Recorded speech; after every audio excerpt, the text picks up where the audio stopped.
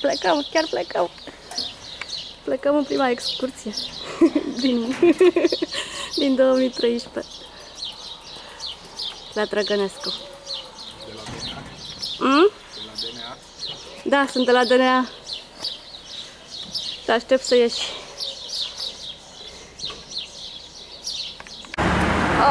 Aș pleca să nu mai văd. Uite-l. Libertate! Fain. Bragadiru.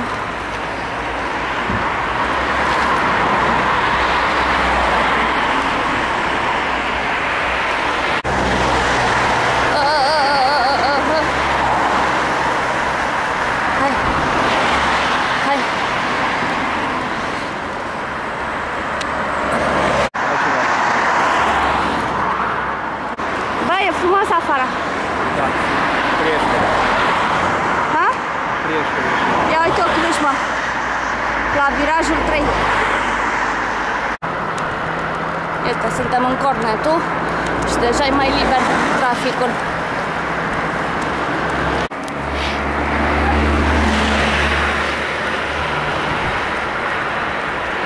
A venit și mie rândul să filmez.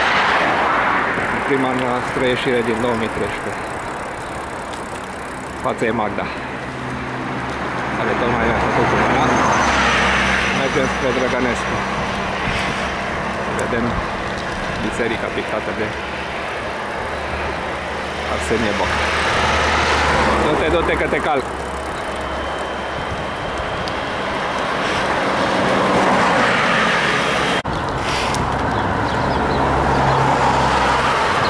Am ajuns la barajul de la Argeș, de pe Argeș.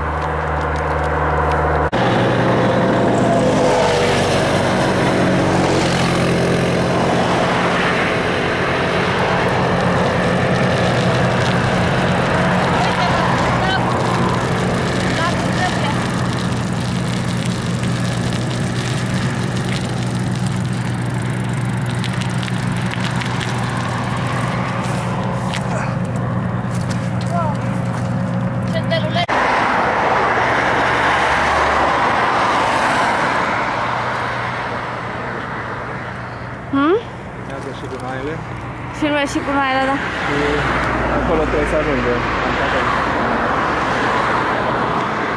Da. Facem zoom.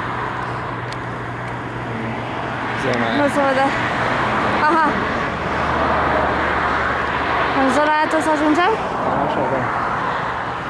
Deci trebuie să ocolim tot tracul. Da.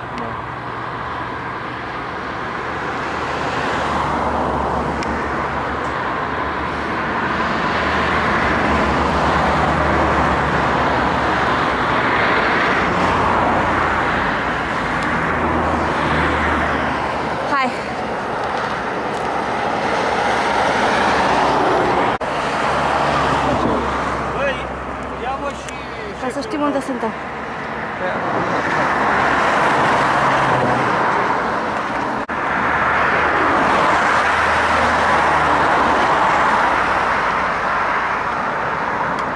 Păi aici a lucrat mama și tata, mă. Trebuie să ne obișnuim cu traficul.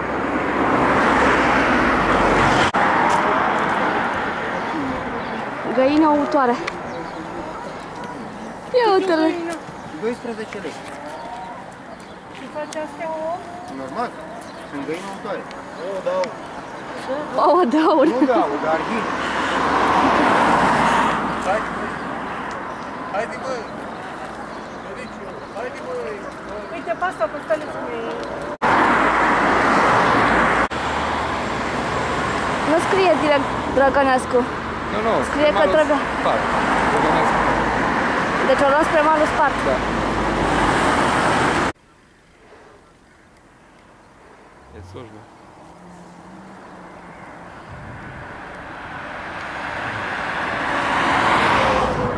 Acolo? Ce? Acolo? Da, și e slujbă, se aude. Se aude, da.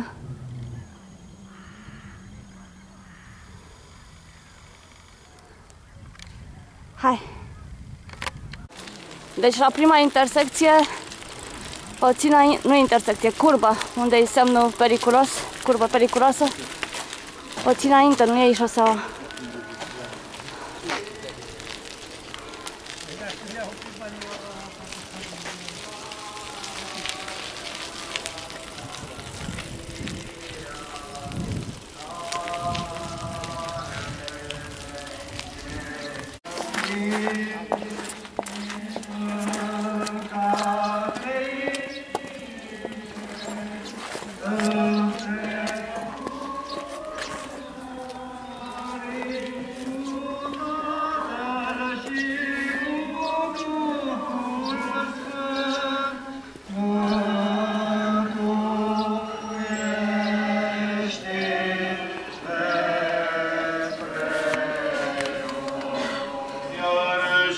Cu pace Domnului să ne rugăm.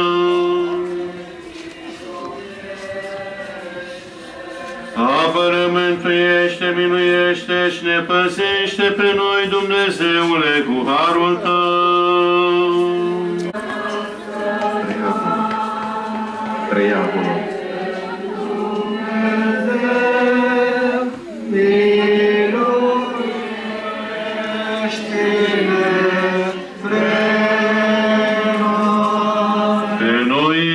Și unii pe alții și toată viața noastră lui Hristos Dumnezeu să o dăm. Că bun și iubitor de oameni Dumnezeu e și ție slavă înălțăm Tatălui și Fiului și Sfântului Duh, acum și pururea și în vecii vecilor.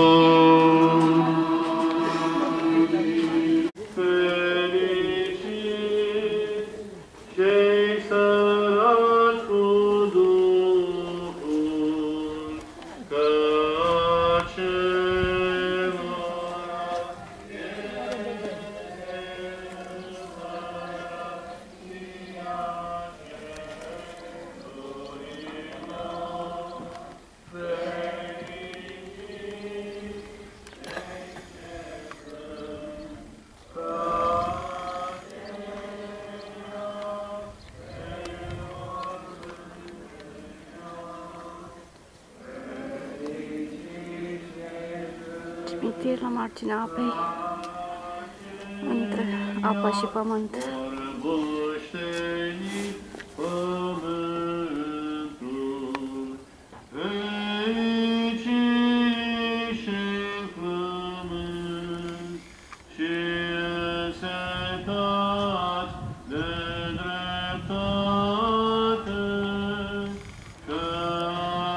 Vine oamenii să-și îngrijească morții. Yeah.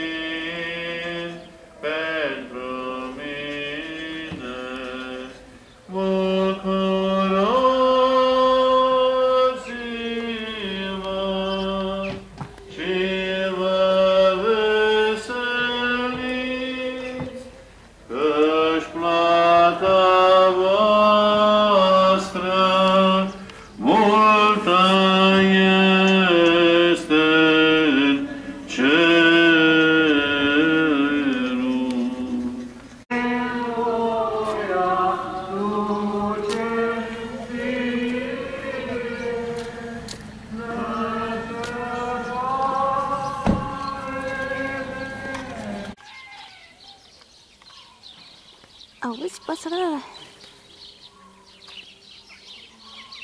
Și slujba.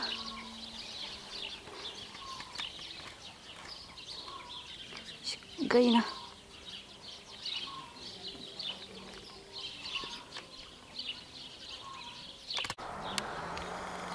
Am revenit pe șosea.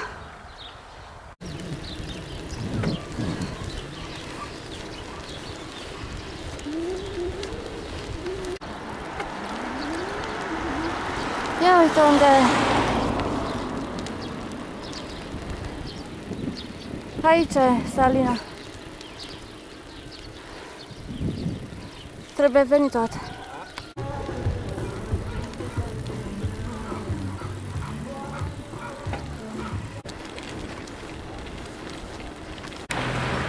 Deci, am lăsat șoseaua și am făcut-o la dreapta, la dispensar. Și mergem pe drumul ăsta. Și am ajuns la o intersecție. Ori acolo, ori acolo. Claudiu întreabă.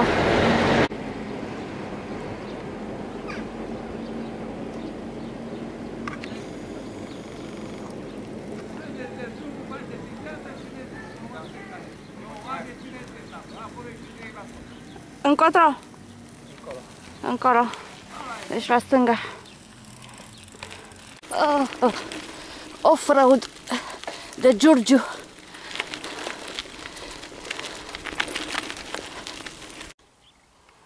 Iar am ajuns la o intersecție. De acolo venim. Și avem ori așa, ori așa, ori așa. Claudiu s-a dus să întrebe că după rămășițele astea sunt niște căruțași. Îl așteptăm pe Claudiu.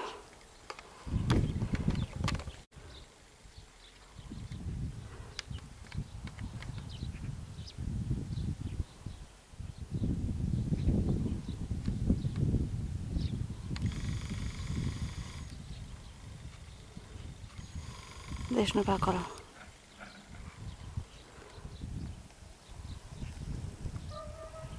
Pe unde a zis? Aici.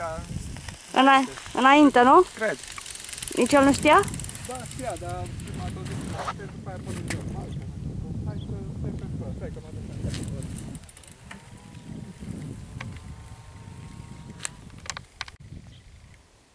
Sunt singură pe aici. M-a apucat frica. Tocmai a trecut o haită de câini. Supărată. Ah, uite unul.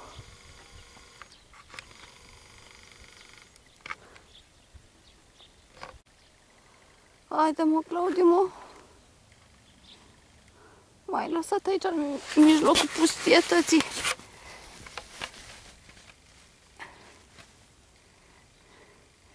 Ce frumos e, hai să zic că e frumos.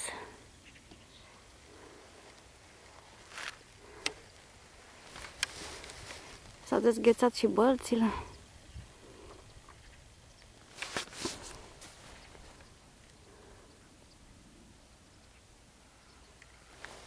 Hei, hai că vine.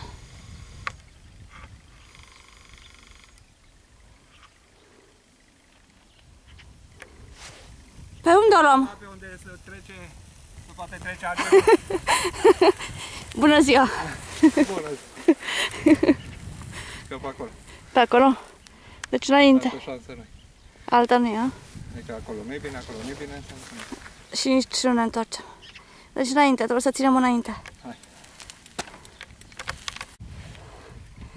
Am trecut de o zonă cu mizerie, cu deșeuri și acum pe aici.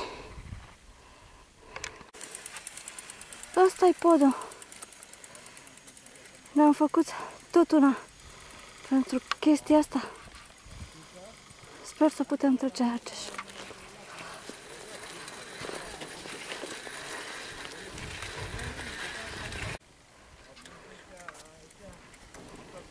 Chiar mă uitam la datura ei, mamă, ca drag, dacă îi bagi degetul, cred că se reseată.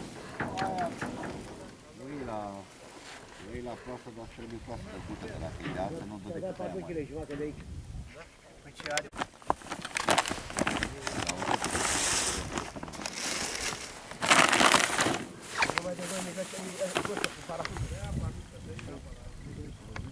Hai că am dovedit să trecem prin bărările alea și bălțile. Ne-am făcut tot una. Am urcat dealul și tot să luăm la dreapta. Pe acolo, adică pe acolo.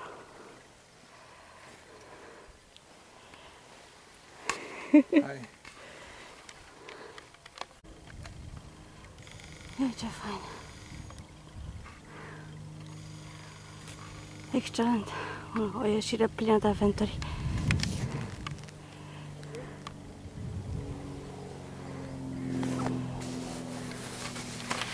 Încolo.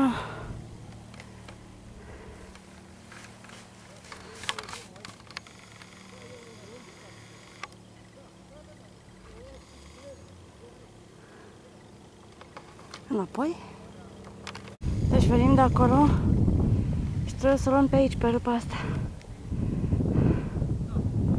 Înspre Țegheș. Am trecut prin Țegheș, prin Domnești. De fapt asta e intrarea în București deja. Și Cata-i disperată. Sună. Ai vorbit? Ai vorbit cu Cata? Da. Zicea că e târziu? Unde sunteți? Hai că ajungem acasă. Și am ajuns acasă. După 60 de kilometri. Ce spui? Să mă filmez pe mine? Nu cred că pot. Wow, vreau prăjitură. Nu, închide ușa. Vreau și eu să intru acasă. Vreau și eu acasă, nu închide ușa. Mai are forță. Eu nu mai am. Să rămână că mi-o car și pe mea.